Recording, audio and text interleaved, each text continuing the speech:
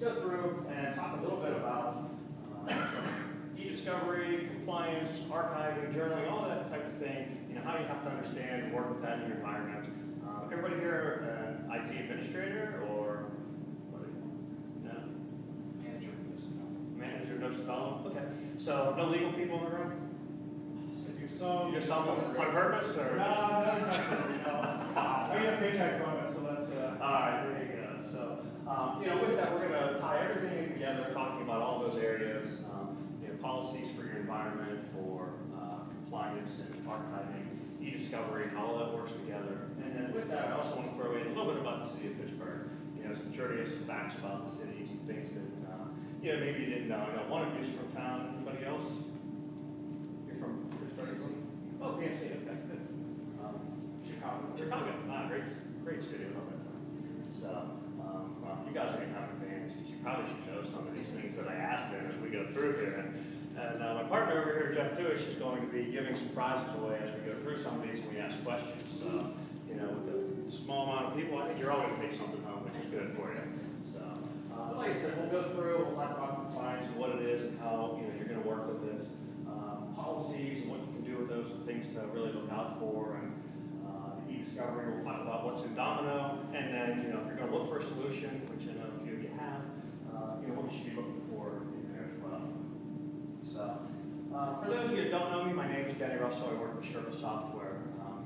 We're actually going to be celebrating our 12-year anniversary here on September 1st. So we started off with one little product, email management, and it's grown quite a bit over the years here. You know, to everything that we're going to talk about here today, compliance, journaling, e-discovery, everything around that. So, you know, if we have a booth downstairs, certainly stop by if you have any questions for us there as well. But a little bit about the city of Pittsburgh, for those of you who don't know. And are you asking a question? Are you from Pittsburgh? Or? No. All right, another one who is not from the city. Where are you from? Minneapolis. Minneapolis. Okay, great. So, you know, a little bit about the city. If you were here last night for the session that Jeff talked about, he had some facts and trivia about the city as well. But the first one up here, for those of you outside that aren't from Pittsburgh, anybody know why we're called the City of Champions? Not because you're racing. There's a... Oh. Hey, it's only been 19 years. I'm just kidding. Yeah, but we're on a winning streak now, so we're going to see what happens. But you're close. You're on the right track. You were winners. We were, but our Steelers and our Penguins. Yeah, those are our two primary teams. Believe it or not, the Pirates actually have 5 World Series trophies, the last one being in what, Jeff, 1971? 79. So the Steelers hold 6 Super Bowl trophies. And then the Penguins, you know, the hockey fan in me, the hockey coach in me loves that sport, and they currently hold 3 Stanley Cups. So good to hear that nobody's from Baltimore. Got a Cleveland? And yeah, I'm sorry. See, you understand the whole Pirate thing and what we've gone through, so. Yeah, so, you know, if you've ever met anybody from Pittsburgh, you probably know we love our sports teams here, whether you know, they're good, they're bad, whatever's going on. Steelers are in camp right now, so, you know, it's a big deal. Permane Brothers, anybody had a sandwich from Permane yet since you've been here? Most of you folks who live here, I'm sure you've had many of them. But if you get a chance, right down the street a little ways in Market Square, there's a place called Permane Brothers. And the way the sandwich is designed, it's 2 big thick pieces of Italian bread, whatever kind of meat you choose, and then they take your coleslaw, they put it on top, and they take your fries, and they put it on top. So you end up with a sandwich about that tall. Add a little hot sauce to it, and you're set. So, you know, their shrimps say almost famous, which, you know, they've been featured on some of the different food channels, shows, and everything else over the years. Pittsburgh salad. Anybody know what that is? Take any salad, like a chicken salad, a steak salad, and throw a pile of French fries on it. For whatever reason, we love our French fries here in town. I don't know. So, you know, but yes, don't be surprised. You go out to eat tonight somewhere, you order a chicken salad, it's going to come with a big pile of fries on top of it. So, put it all in one. People eat more salad, I guess. I guess so. You know, yeah, that's usually why I get them. The fries are so good on. See you around the lettuce. That's right. That's just kind of, you know, padding and the rest of it that's in there. A few other things here. You know, there's been a city of first over the years. Some pretty cool things. Like the first game of bingo back in the early 20s was designed here, and first gas station, Zippo lighter. Yeah, some pretty cool common things that people use every day or know quite well. The Big Mac, a little south of the city here in Uniontown, at McDonald's. They actually created the first Big Mac sandwich down there, which I'm sure you know we've all had at least one of those in our lifetime, whether we wanted it or not. But public television station, I think last night Jeff mentioned Mr. Rogers. Yep. So WQED, that was, he was here. This is on down here. It's the first public station, WQED, and then the first commercial radio station at KK. So one last interesting fact here. The city of Pittsburgh is located within 500 miles of over half the population of the United States. So it's kind of cool when you think about it. The drive, within a short drive, you can be quite a few places. It's pretty big cities around the area.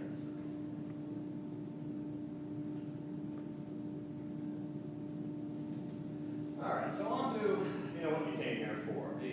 Talking a little bit about compliance and what it is. Asking a few of you here. You're all IT people in the room.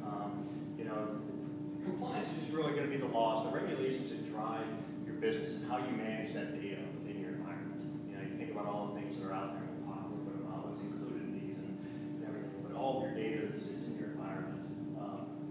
How many of you have a retention policy or some type of compliance policy that you're managing at this point? Just about everybody. A lot of what we'll talk about here as we go through the day. But for those of you who have one, first thing, there's probably one of two reasons that you've done it. One, you're the IT person, you're sitting there realizing how much space you have taken up in your environment by these mail files and some of the other data. So, you come at it from a point of view of we need to manage these documents. Get rid of what's out there, watch it down some, give you some disk space back, better performance. The other thing that you as the IT person don't have as much control over would be the legal or the industry regulations that are out there. So it's going to be one of those two factors that drive your policy, I'm guessing. For those of you who haven't, I'm guessing there's no other reason. It's one of those two that's up there that's driving that whole thing. So, with either one of these two, no matter what it is, you really have to figure out, one, who's in control of it. Again, if it's a space thing, it's probably going to be more of an IT-related drive and push behind it. If it comes from regulation, whether it's an industry regulation or based on the company and what you do, it's going to be more coming from legal, from HR, from some compliance laws, things like that. So you really have to understand who's in control of it, who's pushing it down, who's driving that policy, the reason for it. So, the first one on the list, talking about the corporate. You guys are the ones that are driving this. You've come up with a plan, for storage practices, for internal procedures. What are you going to do with this? What are you going to do with the data? How are you going to manage that data? You don't really have any regulations that drive your business. Take Sherpa, for example. We're a privately held company. We have nothing that drives our business that tells us what we have to do. But we have a policy in place, a 2-year retention policy. We have it very well documented as to what we're allowed to keep within the mail files and certain things. We have it very well documented, who's allowed to be excluded from that process and why, what type of exceptions we have. So we've written our own policy. We have it in place. Nothing's driving that for us. The other ones, if you're part of a federal regulation or something like that, you may have something like HIPAA or some other type of driving force behind that. So those are things that you're going to have. Now, when it comes to something like that, the good thing for you as IT people, you're probably not going to have to fully go out and research those and get the understanding of those. That should be coming down from your HR, from your legal. But you're going to be the ones that are highly involved in implementing that and making sure that, in fact, you do have something in place and then you're able to, enforce that. Okay. So up to our first little question of the day here. This is really open to anybody. Another thing that Pittsburgh was first for, the first emoticon. We all use IM. Nowadays there's tons of them out there that you can pick from. The icons to send along. Anybody know what the first one was that was created right here and what university it was created at? The winking one? Winking? No, the very first one. Smiley face? The smiley face, yep. Anybody have an idea of what university here in town? Whatever one's that happy, some big city. Is there a city that starts with happy? Happy Valley, Penn State. Yeah. No. It was CMU, very good. So, got a prize for the smiley face and a prize for CMU. Sure. No beanie. We might even give you a beanie by the time we're done. You might have to take one. Sugar bean. Either one. She wants both. We'll do the sugar. Yeah. So yeah, just another little fact for you. Like I said, it's created right here at Carnegie Mellon University.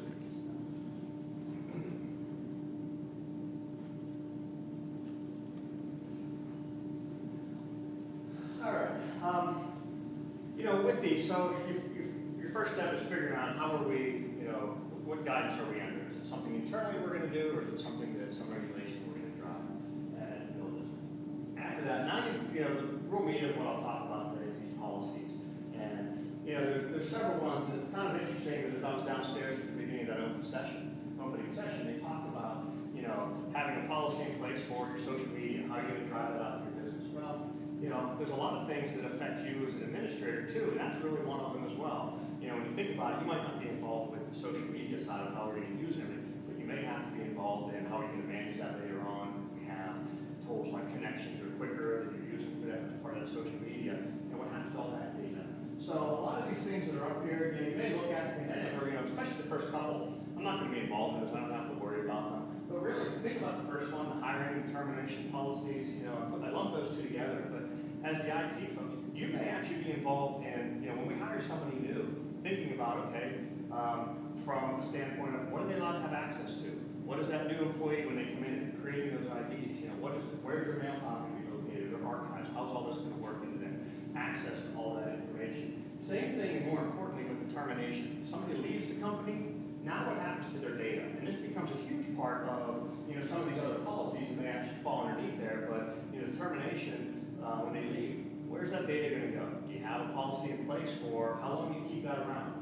What does legal think? How long do they think that terminated employee, do we need to keep for X number of days or years? Where does it get stored? Some type of backup or some type of location? Is somebody else going to be able to manage that mail? So that's where those kind of things come in for you. The next couple here, the acceptable use, the internet, the social media, those types of things. Really those are more, you might have to at some point go out and check to see like instant messaging, maybe we have to check chat logs or something like that. But these ones are going to be policies that are built more by your legal people, your HR departments. May not affect you much, but again, maybe something that comes down at some point if there's a problem or issue that you may have to go out and do some research on and find out about for your environment. The last three on here are the ones that really are going to affect you. And again, it's based off of those guidance of how you build these policies. So email and data retention. You're going to have this policy built to determine how long are we going to keep the data for.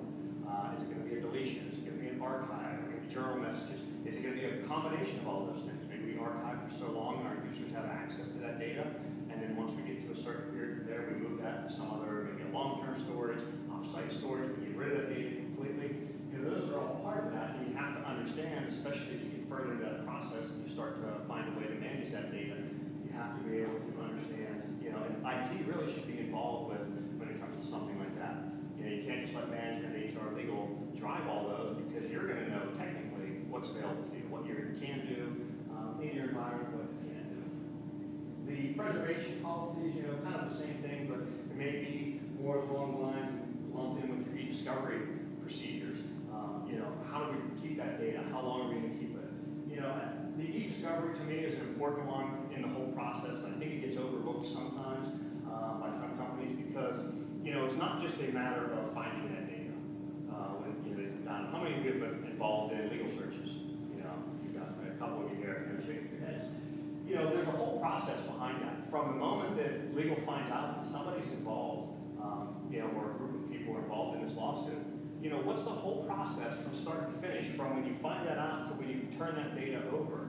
We'll talk quite a bit about the e-discovery process and what you need to find and things there. But realize you really need to understand that one if you ever get pulled into those, because you're going to want to know, okay, what do I do with these people that are involved? What am I allowed to do? Am I allowed to keep my email retention policy running against them? Where's this data going to be stored? Where am I going to get it? So all those things come into play. And like I said, if you don't have these policies, you really want to make sure that somebody in your environment is driving, the driving force behind these. We'll talk here a little bit about, some best practices with these. And like I said, a lot of times they're coming from a higher group, maybe than your IT, but somebody in your group should be involved in that process. First and foremost, clearly define what the purpose of it is. Why are we doing this policy? What's the whole idea behind it? From start to finish again. What types of data is going to be involved in that? What are we going to do with that data? What are we going to put it? Who's going to have access to all those things? Having buy-in. We talked about that this morning with your social media stuff. It's the same thing here. You've got to have buy-in from all the right groups, especially if it's the IT. Is everybody here managing purely based on space?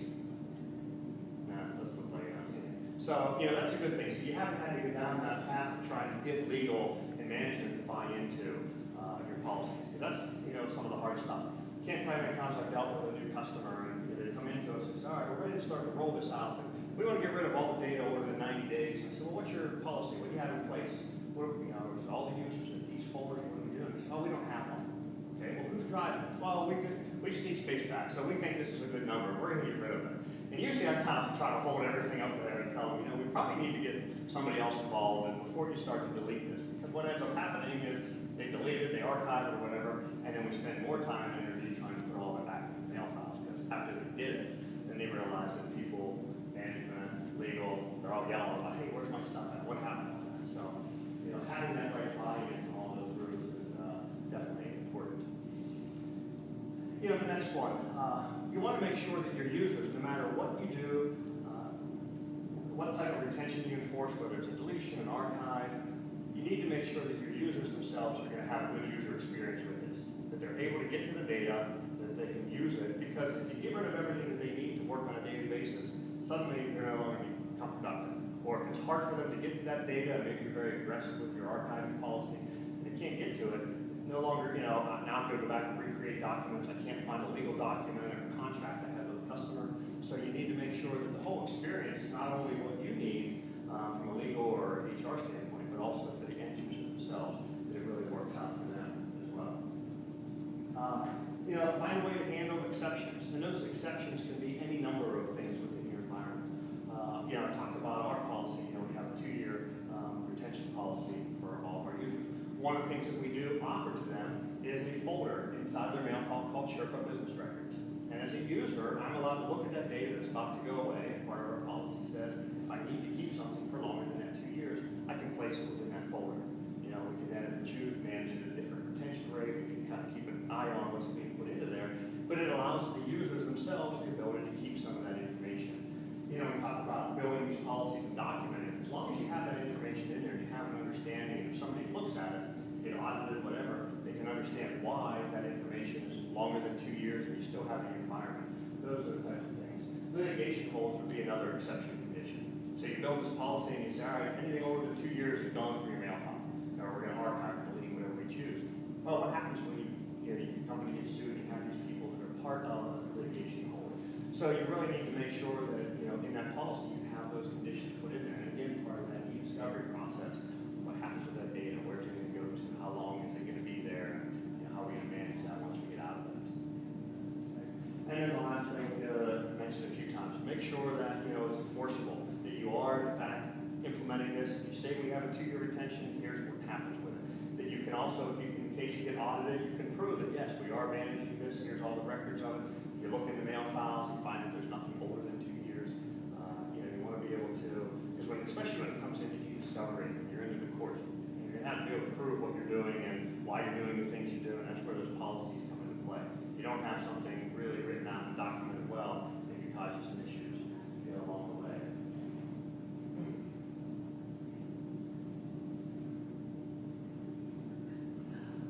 So what do we include in these policies as we're going through? Any number of things. But there are certain things that really, have to be key to that. And this comes back to the whole, you're going to enforce this and then if you get audited.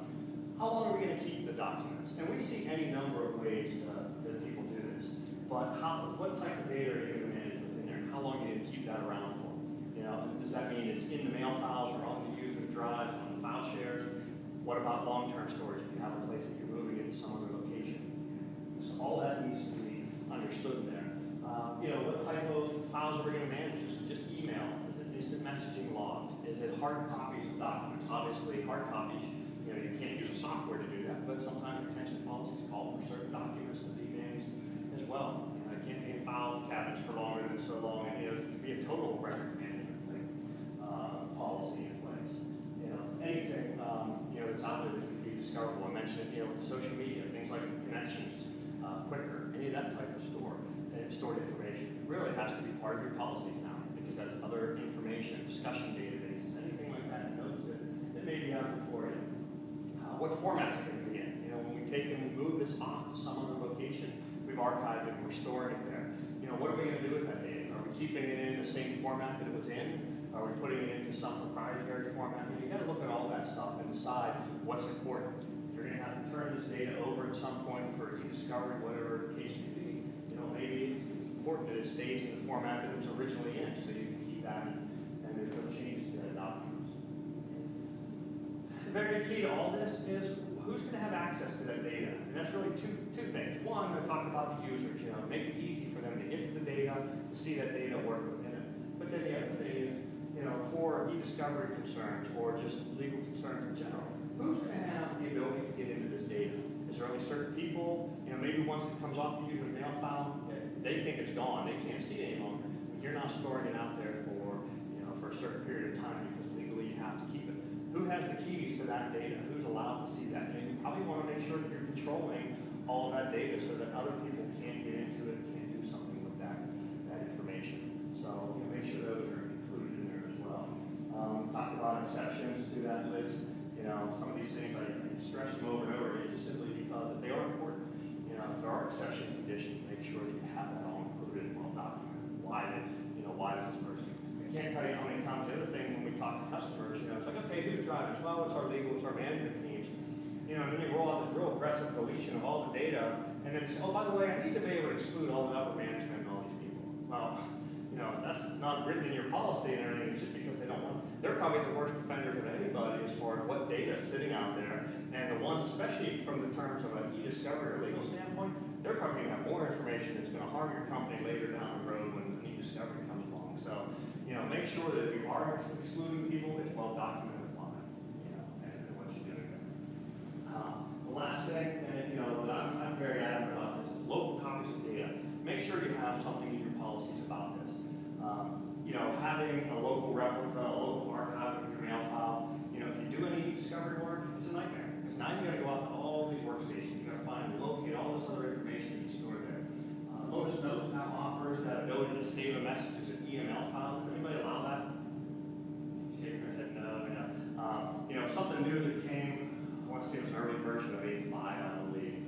They put it in there. And, to me, it was one of the worst things for what I do every day. Seeing this, it just makes your job so much harder to locate and find that information later on. And I remember, I wrote a blog about an article about it, but we got beat up by quite a few people because I said it was such a bad thing. But, it's finally great. Outlook's done stuff like this for years. But yeah, just because they did it, great. But, now, as me, the IT guy who's going to go out and search all this data, it's an absolute nightmare for me trying to find that information. So if you can't turn it off and not allow those types of things, definitely include that inside of your policies as well. Some of the challenges that you're going to face as you build these policies and work with this, competing interest. And from the sounds of it earlier, it sounds like most of you have the right people in place for legal and HR that are driving your management. But still, you're going to have groups of people who departments, whether it's sales or marketing or some other team within the environment. Maybe they feel, hey, we need to keep our data longer. We need to be able to do this or that within the environment. So you're going to always have these different groups, and that's what it really comes down to, understanding, making it work for everybody in the environment. Requirements versus resources. I mentioned earlier, you should have an IT person who's available to, work through building all these policies and creating them. And the reason for that is technically you're going to understand with the environment, the Lotus Notes environment run on. You're going to understand, here's what we can technically do, here's what's able to be done within the environment, because management, they may come at it with some completely different off-the-wall thing of what they want to be able to do. So, if you put it written in stone and, you got to be able to work with them and help them understand. The other thing is resources. What do you have in-house to be able to do this type of thing and enforce this policy? Do you have the personnel? I can't tell you how many times I talk to administrators, what they're doing is just a side part of their normal daily job. They get pulled into this, retention stuff or into the discovery stuff. So, those are challenges that we see with our customers all the time, trying to find the right people and have enough resources to work with this stuff. Talk about buying, from the right people, again, is always important.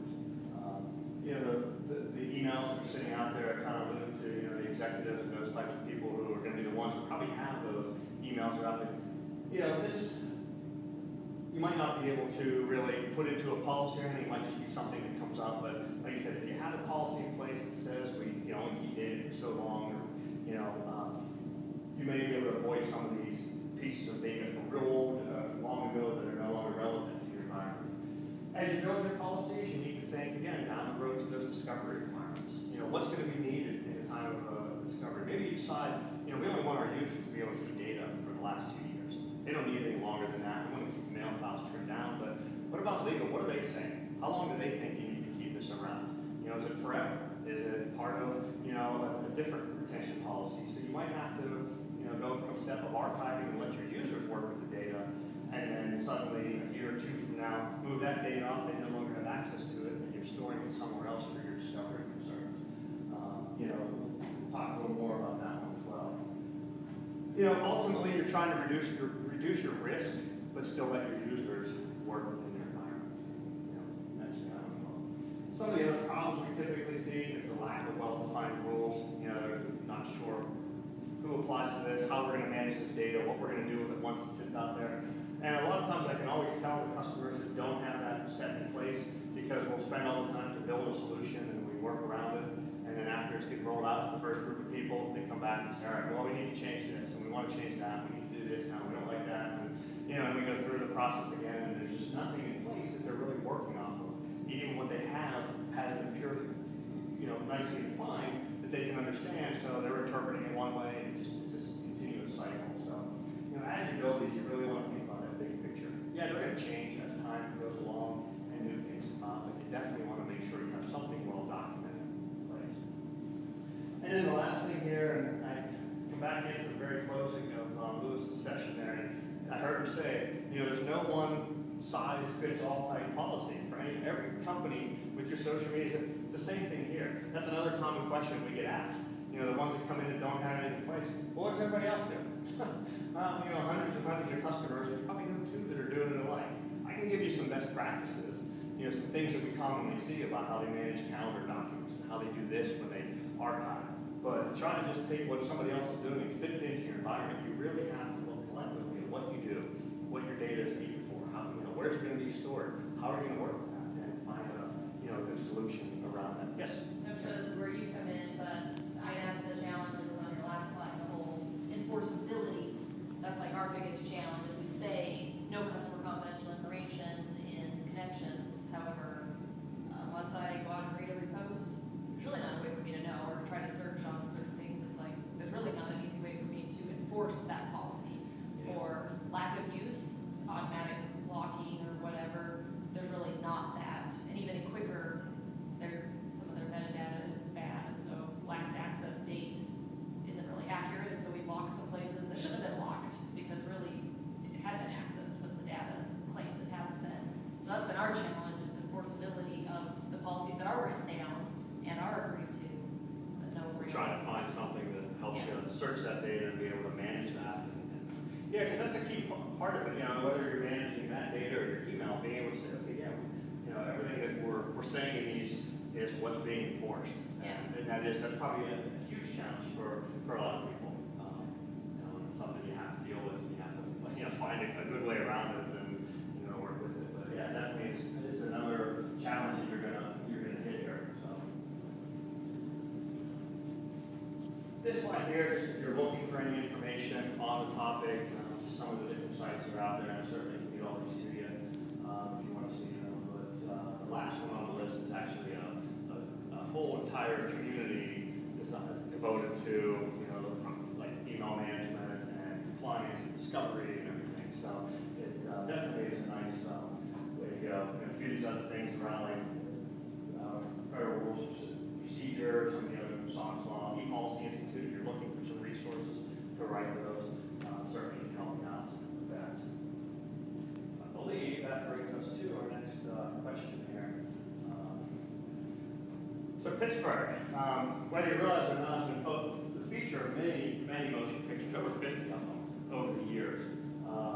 Some of them up here, some of you've probably seen some of these over time. Some funny ones, some scary ones, just a little bit of everything, throughout the years. But there's actually one right now that's in the box offices, being played right now, that was filmed on the back streets right where you checked into the hotel, up and down the streets. So anybody know what that is?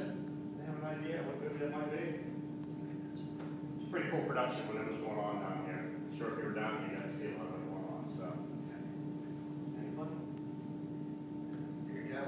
What movies in the theater that's popular? That's my problem, I don't know. Yeah. Batman. Oh. Yeah, Batman, Dark Knight Rises was filmed, like I said, if you've seen the movie and you watch it, this back street right out here where you come in and you check in the back of the hotel there. A lot of it's filmed out on that street, some of the other scenes here in Pittsburgh. Very cool. Yeah, there's actually another one, I don't remember the name of it, that Tom Cruise just filmed a little bit east of the city in the Greensburg area. That's due out, I think, in May, sometime next spring, but that was just a big production on that area too. So it's been pretty cool over the years to see a lot of these things. In fact, I remember one point over by was Mellon Bank, the old jail. I forget what movie it was. They built a whole trestle over the top and they blew it up at one point. I think it was probably 10, 12 years ago. It was the time I worked down, actually longer than that, probably about 15 years ago I worked down there. It was neat to see the whole thing going on and, you know, as they filmed it. So, pretty interesting stuff. So, all right, so the last piece of, that kind of ties this all together, we talked about, being compliant with this and building your policies, and I keep alluding to e-discovery because it's one of the biggest things that we see now, one of the biggest needs, is unfortunately you're getting sued over something, some type of data that somebody shared, something that's going on with your company that, you've got to be able to produce results for, somebody's asking about. And, this is where I think, the IT people more often than not come into play because you seem to get pulled into these requests whenever this comes up. You're not a legal person or anything, but they say, hey, you're the guy that's the keeper of all the email data, especially. So now it's your job to go out and find me all this. So, there should be a list of questions that really you should be asking as they come to you with that. Hopefully they're providing it to you, but there are certain things that you really should be asking for. Again, in no particular order what's up here, but things like that whole process that I talked about with e-discovery especially. So that moment that they walk into your office, your desk, and they say, okay, we've got an e-discovery issue. You need to know that whole process of what happens from start to finish. So now they come down to you and they say, okay, here's these 10 custodians, these 10 people that we have to go out and we have to find out what they know, what information they have. Well, the first thing you need to know is if you have a policy in place and you're already implementing that with some type of software solution, you're deleting, archiving mail, well, what happens to that user? Am I allowed to continue to do that? Do I have to put them into a legal hold and stop everything that our process is doing to that person? I mentioned earlier about exclusions and litigation hold. Well, what happens to those 10 users on that list? What data do I have to go after? Is it the current mail file? Is it data from 2 years ago? And if it's from 2 years ago, where am I going to find that at? Again, this should all be in the policies you build and all the practices that you implement for storing that data, that archive data, that journal data. So you have to understand, where is that data located? How am I going to get to it? A lot of times, we see everything. We see current mail files. So maybe they've archived everything and they no longer want to search a mail file and archive. So now they restore everything back together into the mail file. And then they put that mail file in a legal hold. The user's not allowed to delete anything and they're not allowed to archive it. At that point in time, they make a copy of that data and they put it off onto some discovery server. So they have it at that point in time. Other ones say, okay, this happened a year and a half ago. So now we got to scramble, we got to find, all right, where's all of our archive data and all of our journal data from that period of time? Or maybe it's on long-term storage. So, part of that whole e-discovery policy and those procedures should be, if it's on a long-term storage, and we've seen this, it's on a tape drive, a tape that's stored off-site somewhere. Well, how long is it going to take you to get access to that tape and get that information back in your environment before you can ever even look at it? So those are all things that, you as an administrator have no control over. Legal, they don't really care. They just want information out of that. They want to know what's going on. Who should be included? They might come and tell you everybody. Or they might say it's only these 5 people, these 10 people, or this group of people. Maybe we're not sure yet. So maybe you need to be able to discover this information, but then in the process of the first handful of people that you also need to see if there are any other names in here, other people that may be involved in that. So you need to be able to kind of gather that information. Actually, for the first time, I think, ever that I can remember, we just had a request 2 days ago from a customer, and they said, this may sound odd, but I need to get a copy of every single email out of these mail files and put them into one location so legal can review. They said there's no keywords, there's no date range to it. It's every single document that's in their mail file. Like I said, usually we see there's some type of parse down information, which, if you know that ahead of time, it makes it much easier as you're going through your searches, so you're not searching data this much, you're now able to get down into a subset of data, maybe some archive by year or whatever it was. And then the keyword criteria. We've We've seen some real simple ones that they go up to, and we've seen some very crazy, search strings that 50, 60, 70 words long, that it's this and this, but not this, and all these combinations. You need to understand what exactly they're looking for. What's the set that they give you a list of keywords? Well, is it any of those words, or is it all those words together? Are there phrases in there? Are they grouped together? So you really need to ask those kind of questions as you're going through. Certainly there's, if you're doing a search, IBM's got a lot of good help on entering search criteria. Whether you're just a user looking at your mail file or you're trying to do something like this, you've got some really good documents out there how to use things like not and near, paragraph, sentence type searches. Because sometimes those come up because you're not exactly sure what you're looking for. They don't know until they go out and do that initial discovery and start to find some of the information. So, to make your job a little easier to get that process started, those are things you want to ask about. You want to find out what's available to you and what you need to be able to do. Some risks that you may face as you get into this is, not retaining the right amount of data. Again, like I mentioned earlier, if you're deleting stuff out of the mail files and you have this policy in place that says, here's how long we keep it for, you need to make sure legal knows that and they're okay with how long that is. Again, you might be taking out a user's mail file, but to them it may be more important to keep that for another 5 years. Might be off-site somewhere or some other server that nobody else has access to, but when you need it, get it. We just recently had a customer that they had to go out and restore every tape backup that they had for a user. And Jeff, what was it, by month? I believe, or year? 10 months worth. Yeah, 10 months worth for every user. They had a monthly backup. So they had all these thousands of users, 10 copies for every single one of them. They had to go out, find that information, and start to search on all of that information, all these backups and stuff. But they knew where it was at. They knew their procedure. They said, hey, we go out, we get those. We get, they actually ran into issues. They didn't have enough storage space to bring all that data back to be able to get all those searches in one place. So they had to find a way to combine and dedupe it into 10 restores before they could actually do their searching, so that they could get that information and have enough room. Retaining data that's outlived your policies. So, you have this strict policy in place, and nothing older than 5 years. Then you go do your legal search and come back and you're finding information from 6, 7, 8 years ago. Well, again, you're not enforcing your policy. This can cause you issues down the road too. So you want to make sure that, that data that you're searching is everything in there.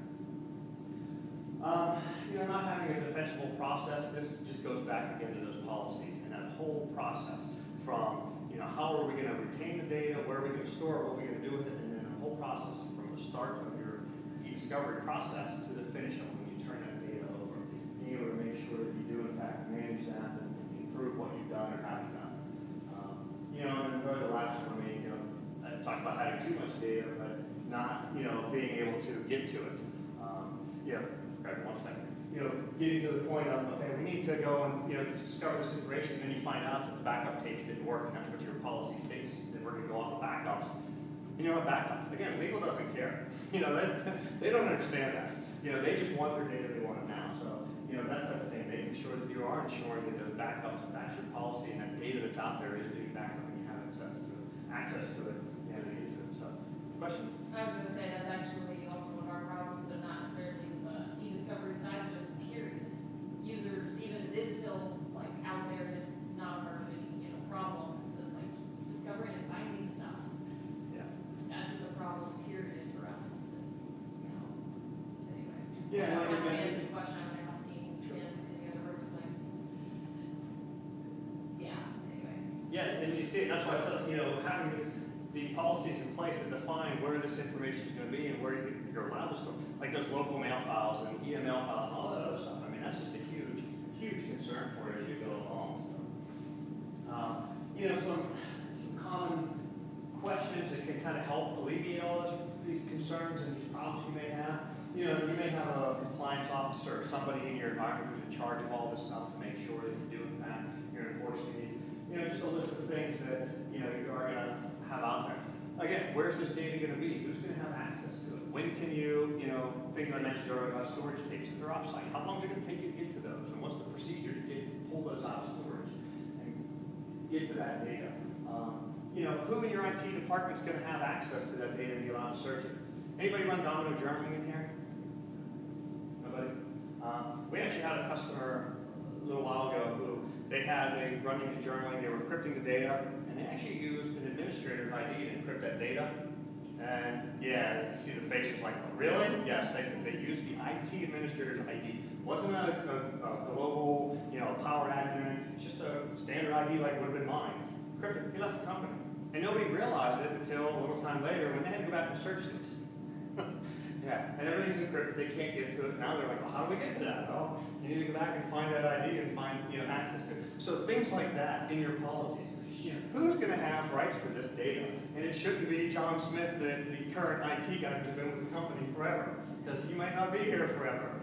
So those little things, thinking about that, and putting it in there are huge. Because again, when it comes time to it, legal doesn't understand it. That's just noise in the background to them. They just want their data. They want to be can we get copies that haven't been altered? I talked earlier about storing it in an SF format if you're moving, archiving data or journaling. Again, when you produce those results, if they know you're using Lotus Notes, they're going to want to see that data that's in that format. They're going to understand that that's where it comes from. You don't want to have to explain, okay, well, this is a different format, and here's why, because then they can start to ask the questions, well, what's different about it? What else is out of that document? Did you take something out of there and put it in this other format? So trying to keep it that way. He said it really all comes back to those policies that you build, how you enforce them, and being able to work off of those, have that whole procedure that you go along. So, all right, on to our next Pittsburgh fact. So, what major sport had its first championship right here in the city of Pittsburgh in 1903? So, all the major sports. Baseball? Baseball, yeah. The winner. Yeah, Major League Baseball. The Pittsburgh Pirates played the Boston Americans, actually lost 5-3, and they were up 4 games in the series. They lost the last 4 games of the series to lose that. So, like I said, we do have 5 World Series trophies. This wasn't one of them, but this was the first one.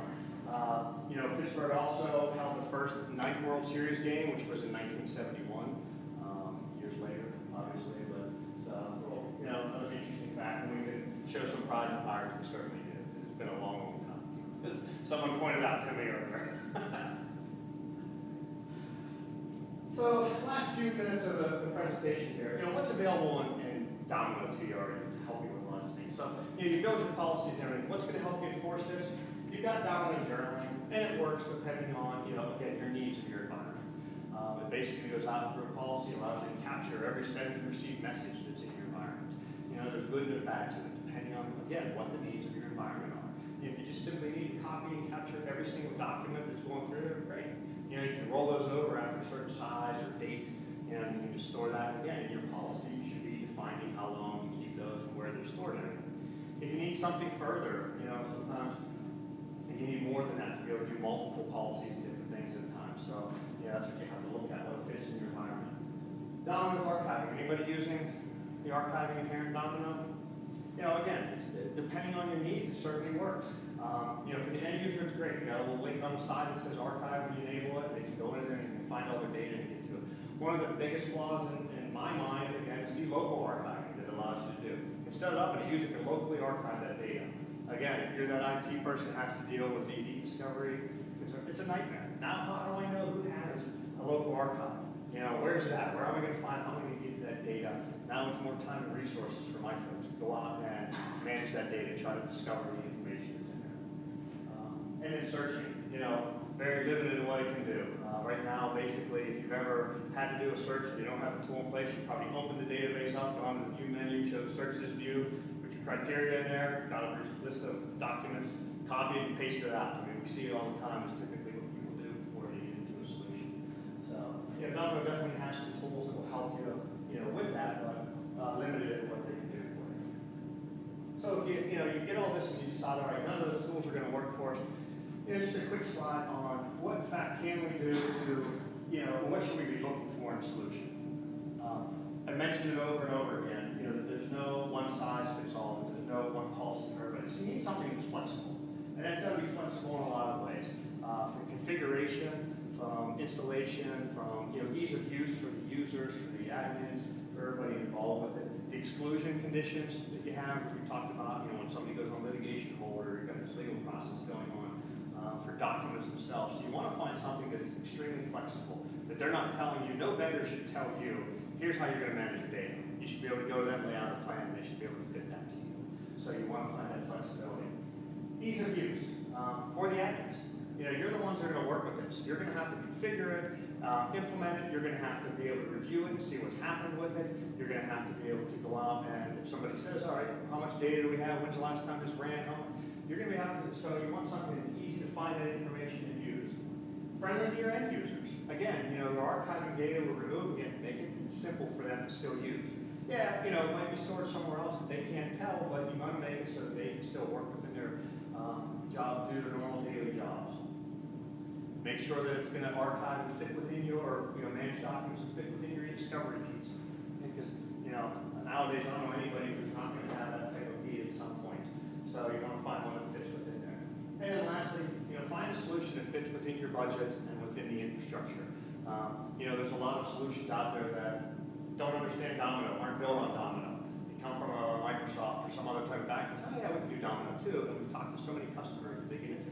They have no idea how data is stored, what to do with it. So as you're looking for a solution, you want to make sure that whatever your environment is, if you know you're moving to something else, you need to work with that too and understand that as you're going along. So that's all parts of some things you should look for, in your solutions. Hopefully the course gave you a quick overview and some different ideas, some things to think about as you're going through here throughout the day. I do have one last trivia question here for you, and some information about Pittsburgh. We talked about tying all this data together. So, the city of Pittsburgh, what does it have more of than any other city in North America? I've probably seen a few of them as you've been in town here. Bridges, yeah. Bridges, and it's a debated topic of what is considered a bridge, but in Pittsburgh and the surrounding Allegheny County area, there's 944 highway bridges that you'll find here. Typically, depending on where you look, there are 1, 2, 3 in the world of number of bridges between Germany and Venice. But the other thing that somebody else, one of our marketing people told me was number of stairs. I had no idea. Number of stairs because of all the hills here up and down throughout the city and everything. So, a bunch of people. Anybody nominated for that? He's good. You don't want to beat me? Take it back, put it on your desk, So, hopefully enjoy your time here in the city. One other place I didn't mention, if you have a little bit of time, if you walk down the street a little bit behind the bus station and the train station and everything, is a place called the Strip District. There you'll find a lot of different shops and different ethnic foods, cultural places to go to. It's a store called Feinberg, so if you need your Steelers fix or Pirates, Penguins gear before you leave, a cool little store down there to find some nice stuff, take home to the family. So thank you for your time today. If you guys have any questions, you can ask them now or be at the booth for the next couple of days. So thank you.